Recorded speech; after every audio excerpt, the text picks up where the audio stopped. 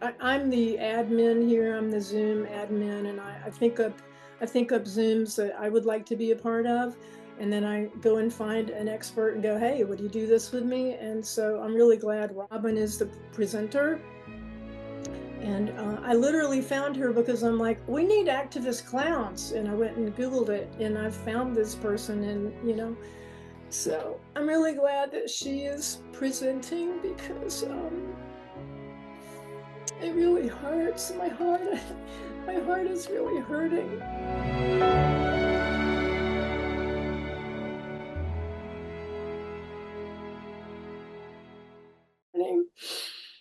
So, Oh, Sheridan, and to all of you over there, my heart is with you. And, you know, um, this might feel frivolous to talk about clowning and humor at this time. But yeah, as we'll discover in these sessions, and we have been discovering that the depth of the clown to hold the world and to be present and to show up, like you talk about there, Sheridan. The clown shows up. I'm over here in the UK in Bristol, um, and 5 o'clock on a Tuesday afternoon. I hope my sound's okay. And we've just been really overwhelmed with the number of people showing up and the response, which has been fabulous. You're gonna get yourself comfortable. This is a lecture. So I show you some nice pictures. This week I'm even going to attempt a video. So you can sit back, get comfortable to take in all these ideas and all the offerings of the activist clown.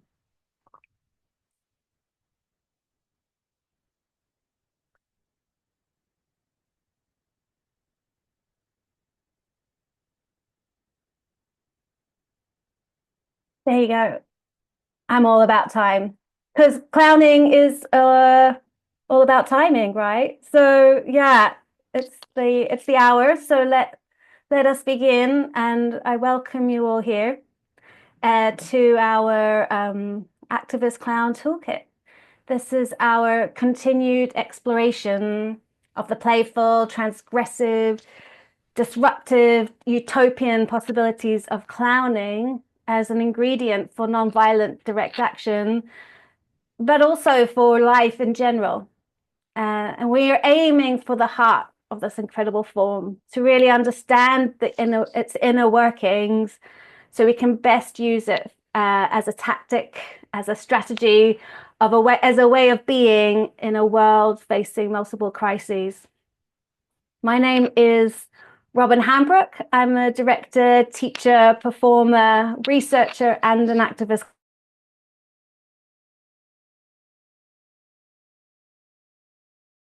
Take a moment, wherever you are, to feel the ground beneath your feet and let us breathe together. So, sitting evenly on your sit bones, you can maybe do a wobble from side to side, aiming for a nice stable spine, tall spine, chin tucked. If you put your hand on your heart as an invitation and a hand on your belly, and feel the ground beneath your feet that allows you to sit tall. We're going to take a deep in breath, just 3 breaths together, but our deep in breath into the belly. Feel that rise into the chest and lungs, feel that move. And as we breathe out, we feel the chest move and finally the belly. And on the out breath, a chance to let go a little more. Here we go. Let's breathe in together again. Breathing in first to the belly. And then further up to the lungs and ribs, feeling them move. And breathing out, dropping the chest Down the belly. Can you relax just a little bit more for our final breath? Breathing in, down deep into the belly, into the lungs,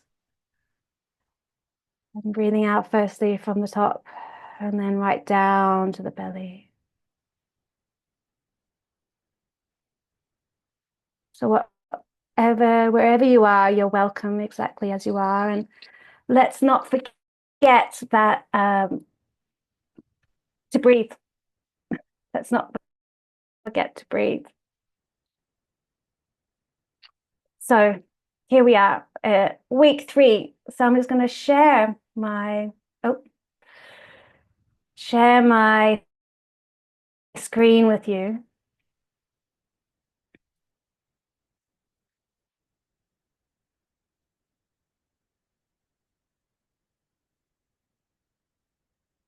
Okay. So here we are. We are at week 3, and we've called it Clowning in the Wild, a look at real-world examples of activist clowns, clown activists, artists, academics, healers, hope bringers, provocateurs, working out on the front lines, each example offering a fuller picture of what the clown has to offer in a world turned upside down. So since 2018, I've been researching and experimenting at the meeting point of clowning and activism, asking the questions, what are clowns being called to do in a world facing multiple crises, from climate crisis to violent authoritarianism, and in a time when our protest landscape. I started what was called the Activist Clown Toolkit collab series in 2021. It was an online series, and I created it in response to moving my work online during the pandemic and the encounters I was having with artists and activists, the vibrant conversations we were conducting there. And I really wanted to share the work of these brilliant practitioners from around the world who are applying clowning in a multitude of ways for social justice, for humanitarian aid, for political commentary and challenging power, while also trying to understand what is it about the nature of clowning and clowns that brings depth and possibility to this vital work. So over 4 years ago, I started the Activist Clown Toolkit collab series, which brought me into conversations with 25 practitioners from over 10 countries. They were activists, academics, artists, humanitarians, provocateurs, and they all began to share their work to uncover the breadth and ways they apply clowning. I met Jay Jordan, who was the co-founder of the clandestine insurgent rebel clown army, also known as Circa, as well as another movement called Reclaim the Streets. And Jay was looking for new forms of direct actions and a way to break the binary relationship of power and of the power dynamics in protest. And it was through their vision and desire to bring back the feeling body back to the political realm of the streets that kicked off this contemporary movement of activist clowning.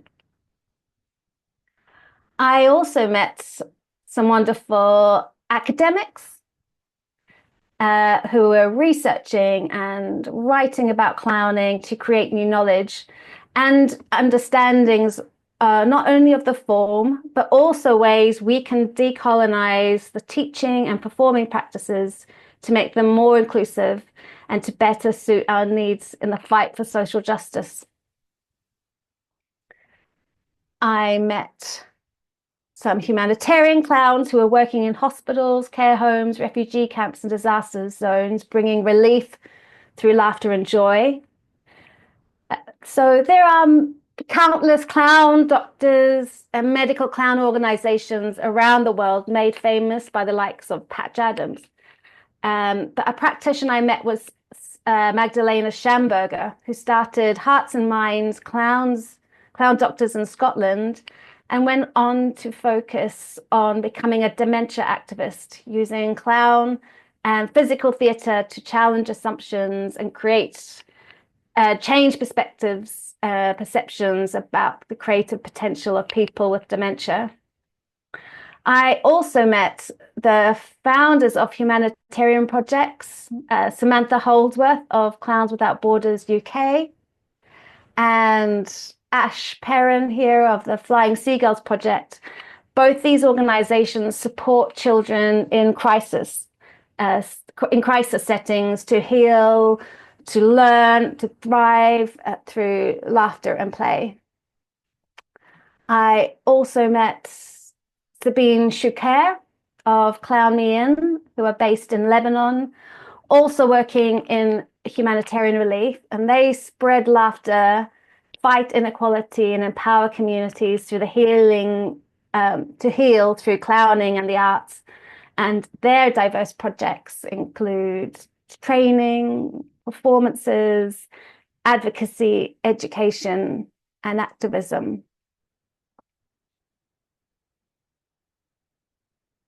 And I met some brilliant clowns and artists who have a creatively activist edge to their work. Lucy, Amy, Amrita, Zuma, and Ken each bring a playful, transgressive, and the transformative potential of the clown to their work.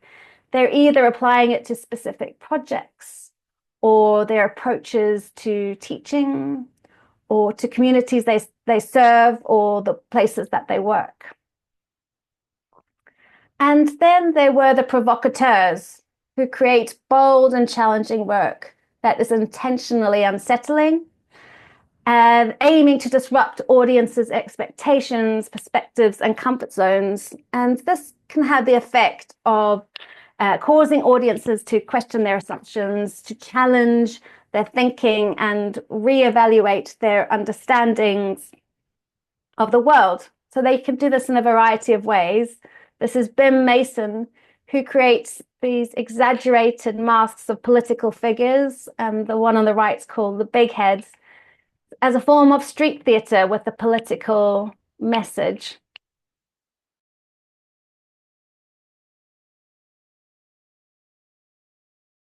They stage elaborate hoaxes and impersonations of powerful entities to expose corporate and government wrongdoing. There is Leo Bassi, known in the world for his extravagant street performances, hoaxes, and large-scale direct actions. His work touches on political and social issues, creating sensational, shocking experiences where provocation becomes the language and it's not just the purpose. And from Philadelphia, Nathaniel Justiniano, who uses a stylistic form of buffon, which is a sort of dark, satirical cousin of the clown, to create activist performances that disrupt apathy with satire and physical comedy. And Larry Bogard, another co-founder of Circa, the Clown Army, who specializes in imagination, humor, and applying the understandings of theatre and theatrics to the activism of progressive movements. And the last group are simply the activist clowns like Hilary Ramsden, another co-founder of Circa, the Clown Army, and police officer Azulai of the Straight to the Heart Police Force. So both Hilary and Azulai trained in physical clowning and physical theatre, and use this training, this embodied understanding of the form, to bring the logic of the clown to protest spaces. And there's me, a clown activist, provocateur, artist, and research. And of course, there are many more incredible practitioners and organizations out there doing this vital work around the world. But as I met, gave me a good understanding of the diversity of this art form and its activist potential in the world, which stands on the shoulders of these brilliant, progressive, creative giants. So a question for you out there. What kind of clown are you? What are your skills, passions, strengths that you bring to the table? What intersections do you straddle? What skills are you bringing? So pop that in the chat. What kind of clown are you? Are you an activist clown, a jockey clown, a clown jockey, a clown lawyer? Pop it in the chat. What's your clown? Clown after midnight. Teacher educator. Great. Me too. Activist clowns. Classically trained theatre voice. Very useful. Humanitarian. Uncovering, environmental, sad, colorful, songwriter. All the skills we need. Retired store manager. Needed. Curious. Great. Multiple languages. Congressional clown. Healers. Clown mom. Great. Retired clown. Beautiful. Pastor, counselor, scientist. Great. We all need all these kinds of clowns.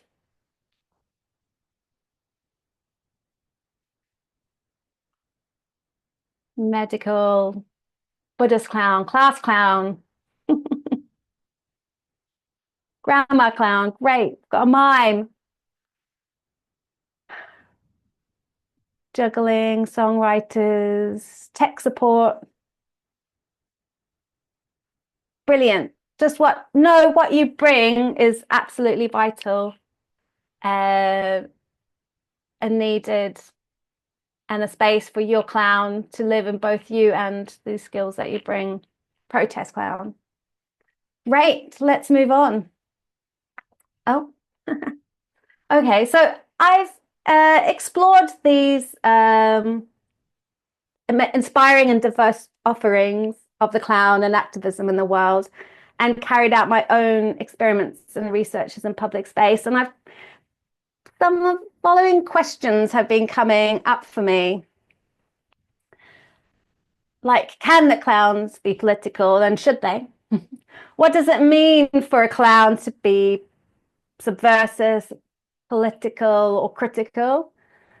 How effective are clowns at bringing about true change? And can clowns really make a difference?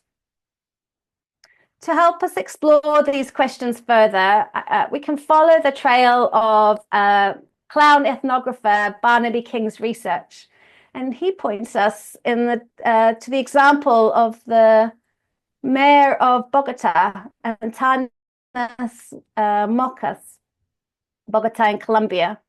So Mocas was a mathematician and a philosopher. In 1995, he resigned from a top job at a Colombian university to turn his attention to a new challenge, to become the mayor of Colombia's capital in 1995, and he served in 2003. And he inherited a city that was choked with violence, lawless traffic, with corruption, with gangs of street children who mugged and stole. And it was a city perceived by some to be on the verge of chaos. So Marcus brought his educative inventiveness, turning Bogota into a social experiment. And people were desperate for change, for a moral leader of some sort. So the eccentric Marcus took up the language of symbols, humor, and metaphors, and wearing the Superman costume that you can see, he started acting like a superhero called Super Citizen. So many dismissed him and laughed at him, but slowly this laughter began to break the ice of the skepticism. So he launched a road safety campaign to try and cut down on the deaths on zebra crossings. and he sent out an army of 500 clowns onto the streets of Bogota to parade and to play with pedestrians, but also to make fun of people who broke the rules, particularly car and bus drivers. And there is quantitative evidence that this campaign actually worked, as there was a significant decline in the number of deaths on the roads after that. So this experiment, though great, it speaks to our questions, like, can the clown make a difference? Well, certainly they can, especially if you have those sorts of numbers to do so, 500. But this is also an interesting example, as King notes, because here is an authority figure like Mockos using clowning to control people rather than the other way around. Instead of the understanding we've explored so far of the people using clowning to speak truth to power, using rebellion and the insubordination traits of a clown against authority, here it's the other way around. So does this, in the first instance, speak to the true and real power and influence clowning does have if authority can use it to uphold a social order? And in fact, when talking about the social experiment and the use of the arts in his campaigns, Mockos said, knowledge empowers people. If people know the rules and are sensitized by art, humor, and creativity, they are much more likely to accept change. This raises more questions, like who gets to use clowning? And can clowning actually also be an oppressive force? Like, who gets to determine what's liberatory and oppressive in the first place? We could take, for example, a well-known figure, Ronald McDonald, which came to use in 2006, in 1963, and used the image of the clown to appeal to children and their families, creating a friendly image that was capitalizing off the back of the popularity and the success of the real Bozo the Clown, who was William Scott. But here we can see the clown being co-opted as an advertising gimmick for a business.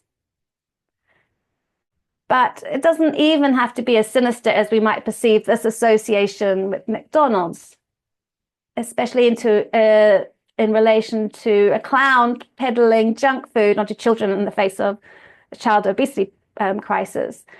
There are more examples of clowns and clown performances funded to support a social cause. There's the Buena Vista Social Clown, also part of Mockos's initiatives. This was a social clowning project that was related to the culture of citizenship, where clowns in white boiler suits created shows that would ridicule antisocial behavior, such as littering or parking in the wrong place. And on the surface, they're doing social good, promoting the values of good citizenship, of decency. But when these clowns are sponsored by the city and the mayor to enforce a certain kind of behavior, that they become a mouthpiece for a very particular elite. King describes the social partnership initiative and social clown groups, such as Buena Vista Social Clown, as a form of neo-clown liberalism. And these clowns as mouthpieces for corporations and states caught in the deadening embrace of global capitalism.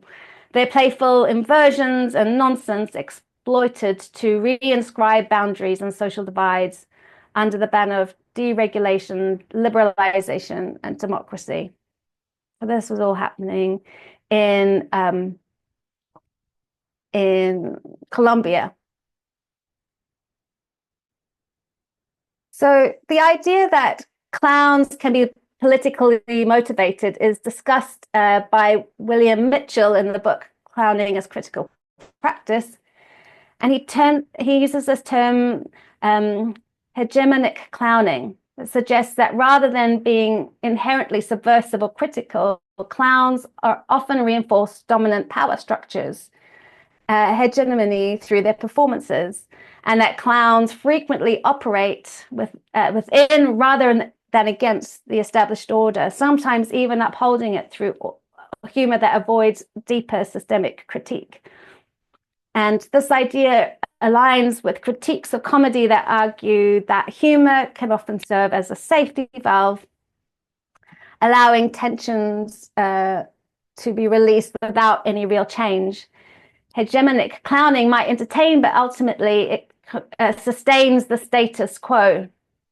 So for our political and transformative ends, should effective clowning not expose and interrogate power structures, even ones inherent in the performance, such as who's laughing at who's holding the control in an clown-audience relationship? And if clowns fail to do this, does their humor risk being hegemonic, reproducing rather than challenging dominant ideologies? But we've already seen examples today and in previous lectures that clowning can have a deeper impact. If we look at this idea of critical clowning, an example would be a clown like Charlie Chaplin's Tramp, using physical comedy to highlight class inequality, turning the joke back on oppressive systems. And more radical clowning, activist clowns like the clandestine insurgent rebel clown army that explicitly disrupt power. But let's have a look at this example from Circa, where perhaps something deeper is at play. This is where I try to play. Oops, sorry. I tried to play a video. Let's see how this goes. So this is from 2007.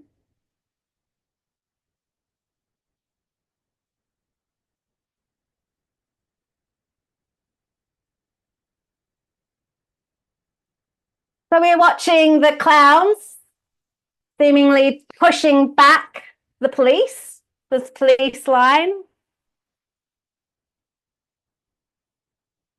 Pushing it, so they're part of the protesters pushing back the police line.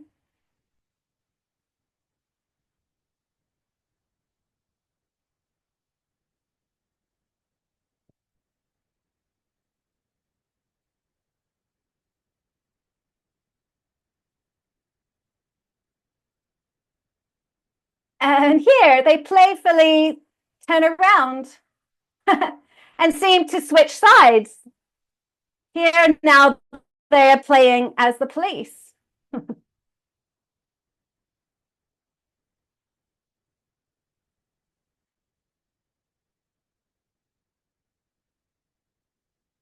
Great. So yeah, so we've seen them switching sides. And what's happening in Circa's work that's probably different to playful political protest is there's no specific explicit symbolism, ideology or message being promoted.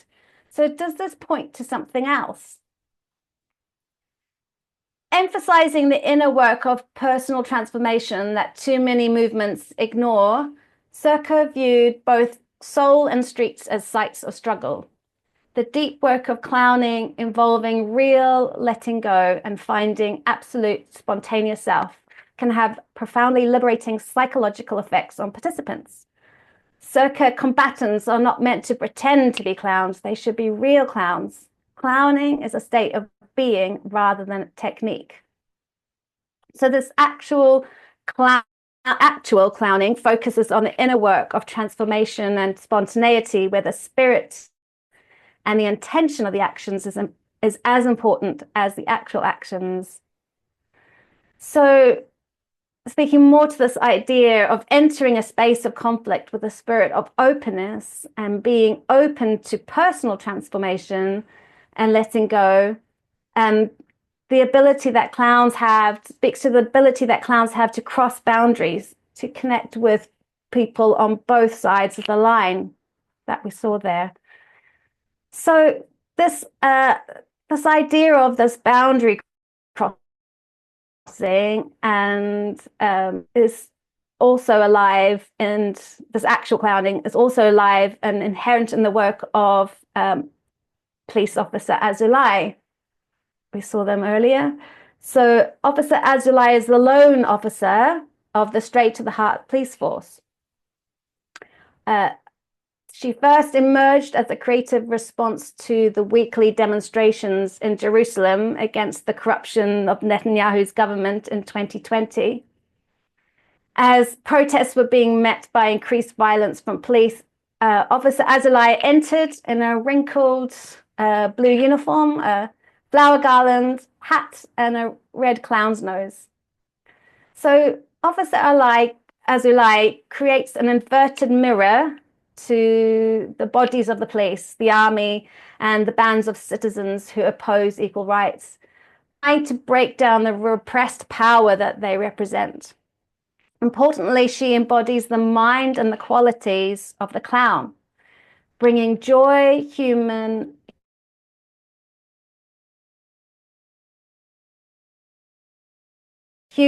and softness to, and she takes this essence of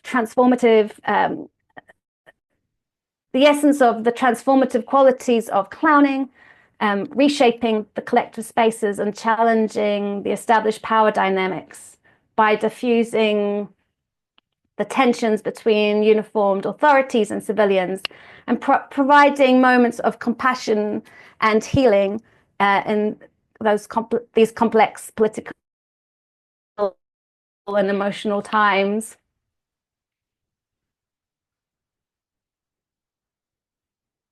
Their work is amazing.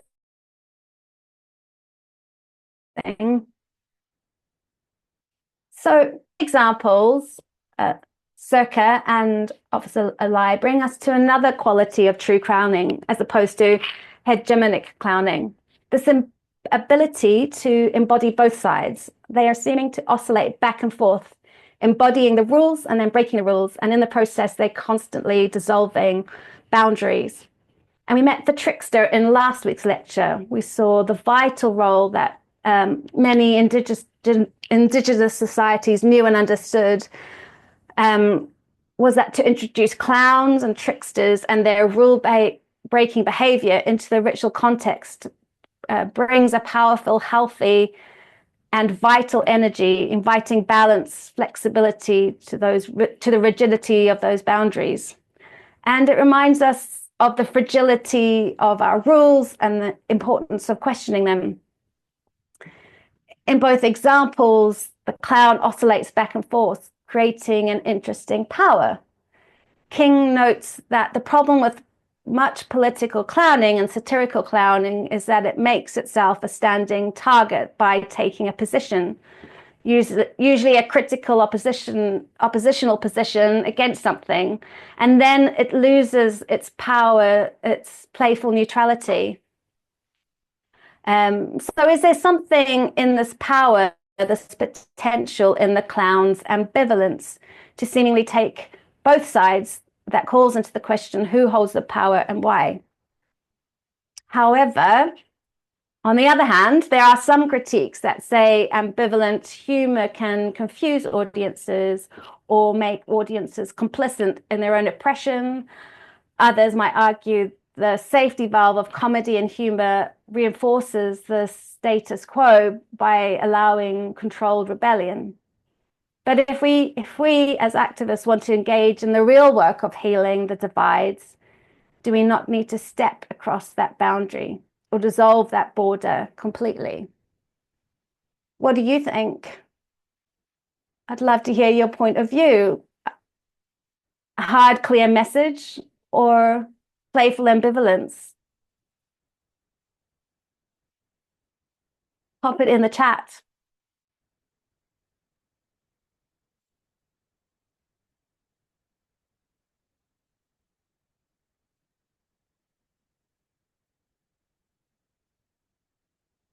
Yeah, great answers.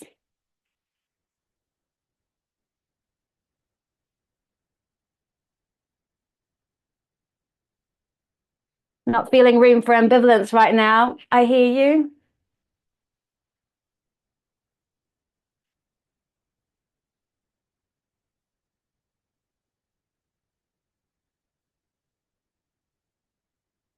Great. Appreciating all your thoughts here.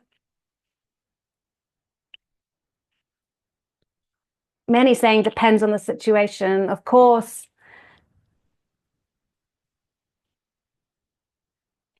And we will feel where it feels safe for us personally. Faithful, hard, clear messages, all of it. Great.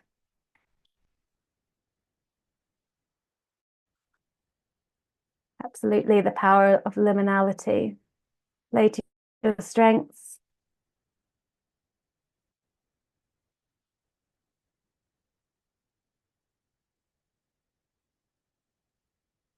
Yeah, high clear message is good, important for non-clown activists, playful ambivalence. Yeah, so yeah, great, really good points here. To drop into the state of clowning, which is what King is inviting, Barnaby King is inviting here through these examples, it takes training. It takes more than simply putting on a clown nose or a costume and stepping out. It's really being clear with your intentions. And also, and I'll say of the work of Officer Azulai, is their work is to connect all beating hearts.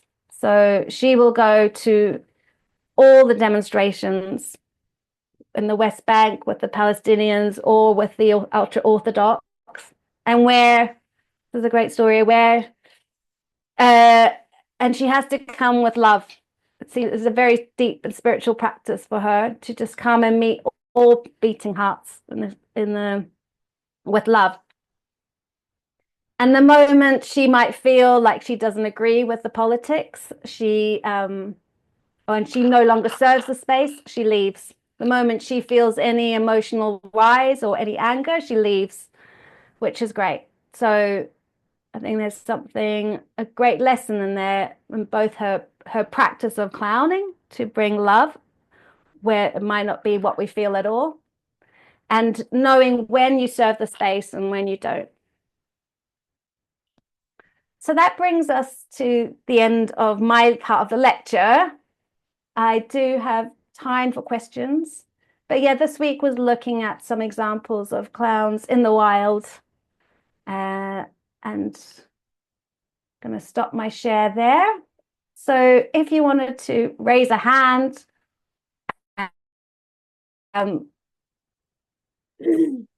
feel free to do so. Eric. So you have to unmute yourself and press it a couple of times. You might have to, there you go. I think he's got it. Yeah. Right. Okay. So, because there was a group setting of everybody's audio off, then you might have to just keep clicking your mic several times.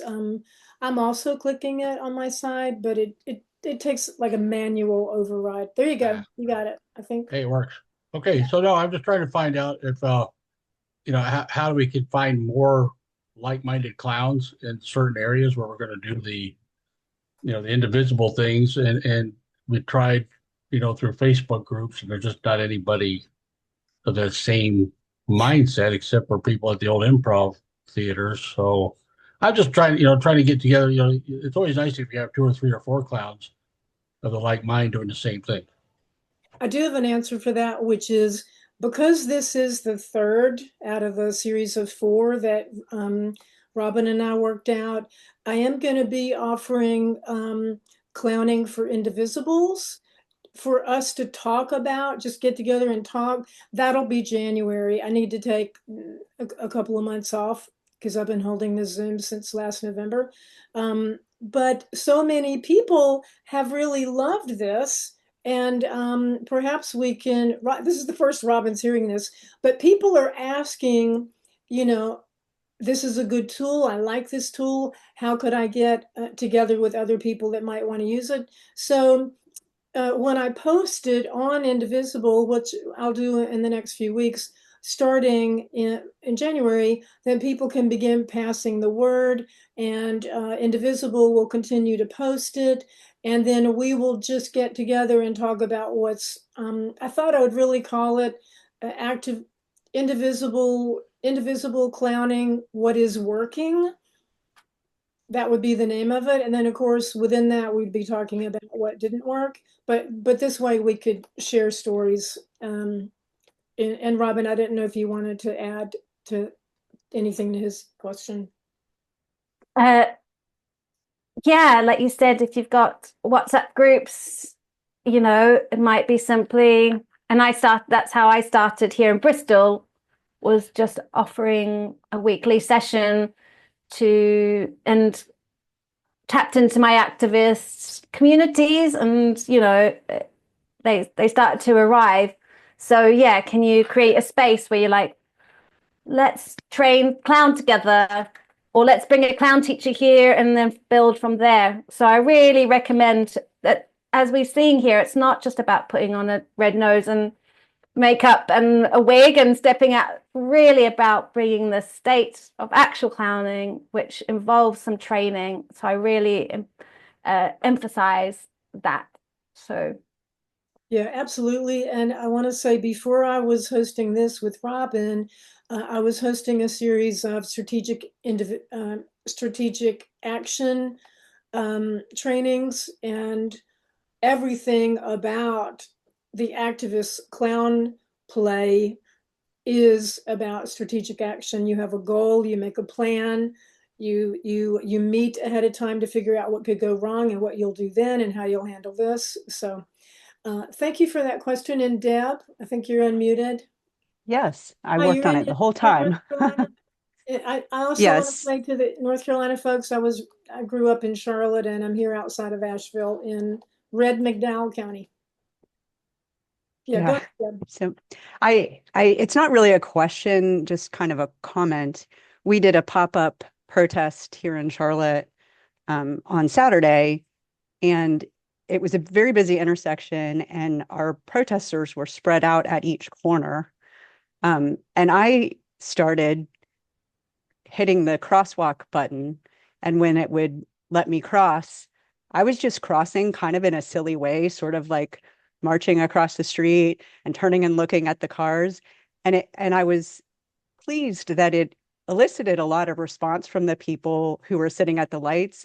I think they enjoyed seeing me acting silly, crossing each corner. And I started doing that through the whole thing. And it really brought up the energy level and just the response from the people sitting at the lights. And I had so much fun doing it. And the whole time I was doing it, I was thinking about this class. So I wasn't dressed like a clown or anything, but I was sort of acting silly, and it was fun. It's a good way to I get love started, that. to kind of Yeah, step into it a little bit. we were doing that as a tactic to, instead of blocking traffic with Extinction Rebellion, we would push the the um the lights. But then we had like bands, and we brought a whole lot out, so you could have a little moment to play and to playfully express your message, and then get off the crosswalk in time for them to drive on. So yeah, and you had fun, they had fun, and they were receiving the message, not in an antagonistic or attacked way. So yeah, that's really engaging in um this idea of pleasure. Can this be fun? Let's see, Esther, let's see if we can get you unmuted. You just have to keep clicking the mic button to unmute yourself manually a few times. There you go. Hi. Okay, great. I'm going to try to put my thing on too. Anyway, so I wondered if you had experience with clown medics, because I think obviously we're getting a lot of pushback, and some of the scenes from LA have been very violent. And I was just kind of imagining if, I mean, we've even seen it with senators, right? Pushed to the floor and people on top of them. But having clowns come in with stretchers and saying, okay, we need our friend here. Okay, thanks a lot. Here we go. We're going to take her away now. She needs some help. If you think that would be, have you seen that being done? Or it just seems like a little playful neutrality there, just keeping people safe might be helpful. Yeah, that's great. You know, anything that will disrupt the moment. So having a costume and your stretcher ready is on hand is great. And yeah, in Copenhagen, in the one of the climate conferences, the protesters were met with a lot of police violence, and the police just started to beat up a whole lot of protesters and kettled them in, blocked it off so they couldn't escape. And you know, a group of clowns rushed in, and just as something in a distortion of a moment, you know, I had it in Azulai's slide, Gap the Mind, this moment where there's a little break can buy you that moment to do something. So the clowns came in, and the protesters who were being beaten up had enough time because of that decision and authority, like what's going on, for them to get away. But yeah, for you to come in, I mean, I haven't heard of it, so idea, run with it, keep yourself safe. But yeah, look for those spaces where you can slide in. Yeah, I love that. And last, I love what somebody put in the chat, clowns with stretchers to rescue democracy. Like, we really need some people in the medical profession to, you know, getting in touch with them to say, could we have your old lab coats? Could we have your, you know, we really could use a stretcher, that kind of a thing. So Darren, you have a question? You're unmuted. You should be good. Okay. Am I good? Yeah. Check. Okay, cool. Hey Robyn. We've got a clown troupe in the Midwest, and we do some kind of larger clown group activities, like parades and things. And it's pretty inclusive, but last parade we had a guy, he had a very different idea of what clown was. He showed up with a Halloween mask with a bunch of teeth, and we are kind of caught off guard, and we're like, oh, okay, that's fine, join us. And then halfway through the parade we had to tell him to put his butterfly knife away. And so after that we are kind of like, oh, that's not us, we need to kind of screen out or help this person, you know. But anyway, so like it seems as a clown you want everybody to join you, but some people may be a bit tone deaf. Have you ever had a problem, or how would you deal with people showing up? I guess just as a scary clown. That seems antithetic to what you're trying to achieve there.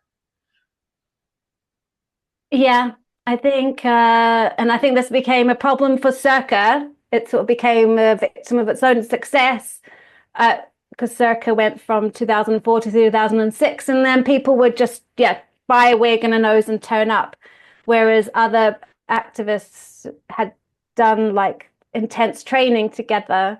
So yeah, if you can just, for your own safety of your group, you know, and I love the idea that you want to be inclusive, but if you can you know, you just have to be safe as well and be within the container of in your agreements of how you're going to work, how you look after each other, how it begins, how you call each other for if something happens, how you get home safely and together.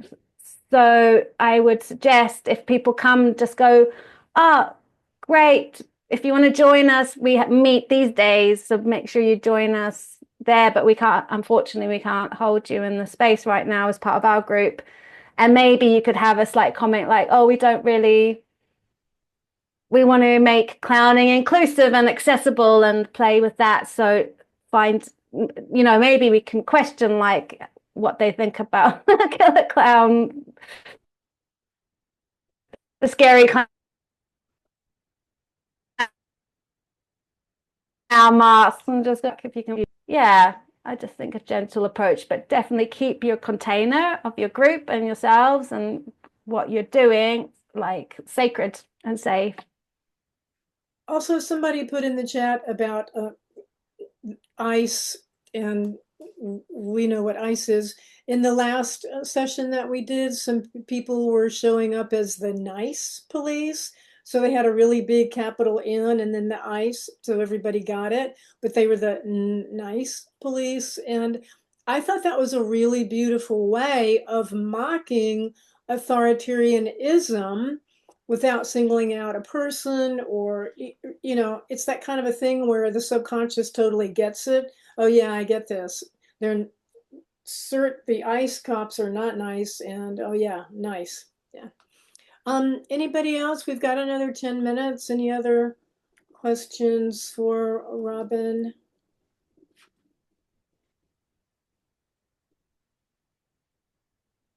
Okay, yeah, some people are like, I Scroll back through the chat.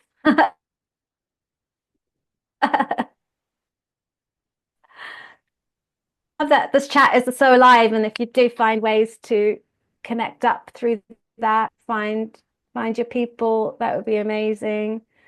Sheridan's put the previous 2 lessons on the chat there, which are the recordings from the first 2 weeks. And the idea of next week's session is to find your activist clown, to begin with to start where you are right now, and yeah, and you out with some idea of what you individually can do if you're alone or with your group. And then our last yes, they will. Session is finding your own activist clown, right?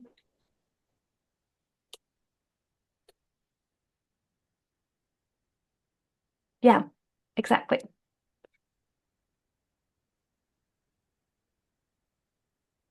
So Megan had a Robyn, question. well, yeah, and also here's a good question that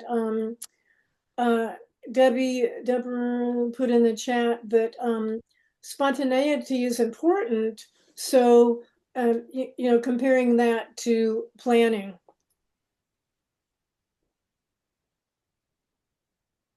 Do you want to make a comment about the importance of planning? I think Yeah, we'll. So your Yeah, we will. Yeah, and they will come into that next week. It's definitely okay. Your Wi-Fi is really sluggish right now, or that's how I'm experiencing. Unless it's on my side. Okay.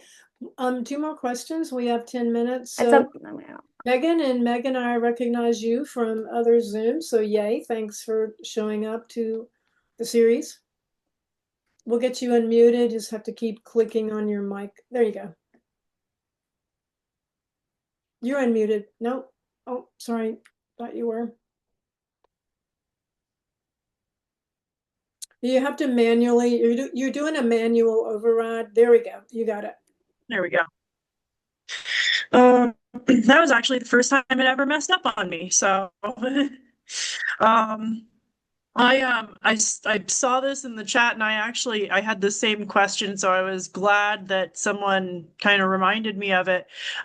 Will there be like a bibliography or like a list of resources, reading resources that we can follow up with after this? Because that, like, even on general clowning too, I think that would really help a lot of people, you know, just have a better basis in this, especially if they haven't studied it much before. Can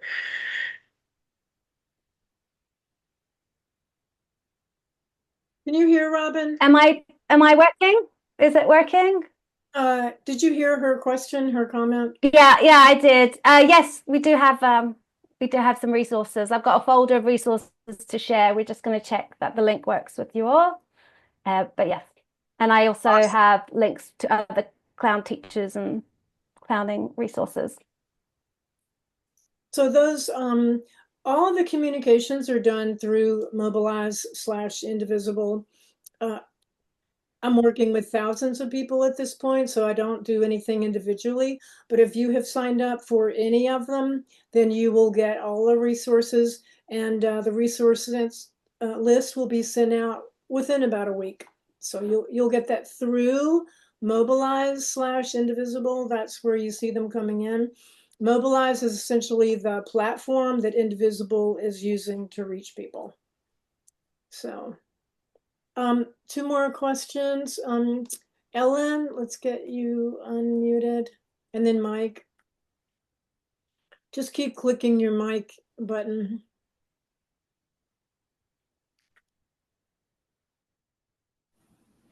Hi, this is Ellen.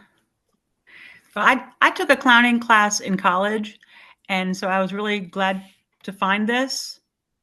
And so we had a weekly a bi-weekly protest in Johnson City. It's a small group, but I went with a sign that said, "Do you feeling great yet?" And I had a I did this really fast. I arched my eyebrows and did rouge on my nose and a, a frowny face. And I'd hold the sign in front of my face. And if we get a trumper, especially if we got a trumper, I'd lower the sign, go at him, And but the crowd that was on our side, everybody was very receptive and enjoyed it, and it was good. Okay, awesome. And Mike, thank you for your patience waiting. We'll get you unmuted. Just keep clicking on your mic. There you go. Okay. Yeah. All righty. Hey, thank you. I'm from Indiana, and the gentleman that was talking earlier talked about a clowning group in the Midwest. And I was wondering, is there like a resource or something, kind of Clowns R Us or something like that, where you can hook up with other clowns in your geographical area to try to, form a group? So a way that I answered that earlier, Mike, is that in January, I will offer through Mobilize Indivisible, clowning what is working. And so we'll meet on the Zoom. I'm not a teacher, I can't teach it, but I can facilitate people talking about, we tried this and this worked, and we tried this and that worked. And of course, within that, we'll figure out what's not working, and people can connect. Also, look, the way you sign up to host something on Indivisible is you literally just send them a link on the website and go, hey, I'd like to host a class on such and such, and it would be this many weeks, blah blah blah. And they have a short approval process. It might be minutes, it might be days. So you can form your own, Rochester, New York, Indivisible Clowns. Anybody's free to do that. And wow, thanks to the Indivisible and Mobilize people. And in my case, as a volunteer, I just pay, Zoom Communications is getting $60 or $70 a month from me to host these. So that's part of my contribution. Okay. Thank you. And thank you for doing this. Yeah. Any other questions? We just have like 5 minutes. I think, yeah, that might be a chance if you or what someone did mention not to use WhatsApp but to use Signal, but yeah, for better security. But if you are able to just, if you do know of any groups where you are and you're happy to share that in the chat, like maybe you can connect up now. Someone put up their hand and then Yeah, sometimes people disappear. Yeah, we will send a resource list. Robyn has a resource list. So yeah, I think we're good. And Robyn's oh, this is a great question. Can you clown at a memorial for John Lewis? So we have one of our major, longtime, decades-long civil rights activists and power person and really icon. There are memorials going on for him. I don't know, Dorothy, this is your question. Why would you clown at a memorial for John Lewis? I guess my question is why.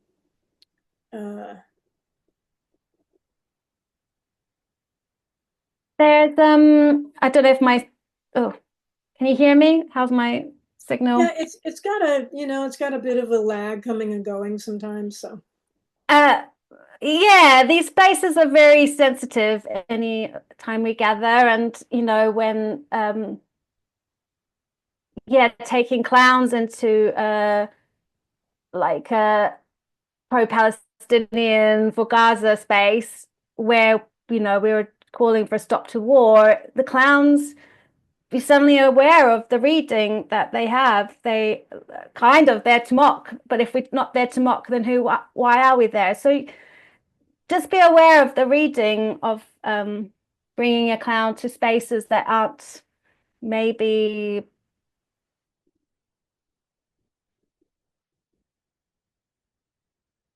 and where you agree with the what's being said is can be quite edgy, might not always work, and your clown might not work there.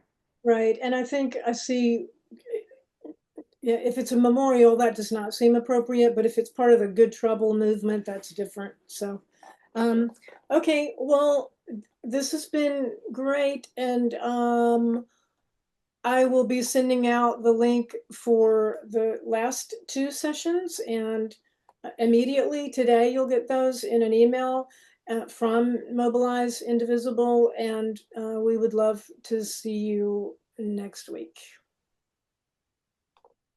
Yeah. Thank you. Goodbye. Hey, everybody. Thank you.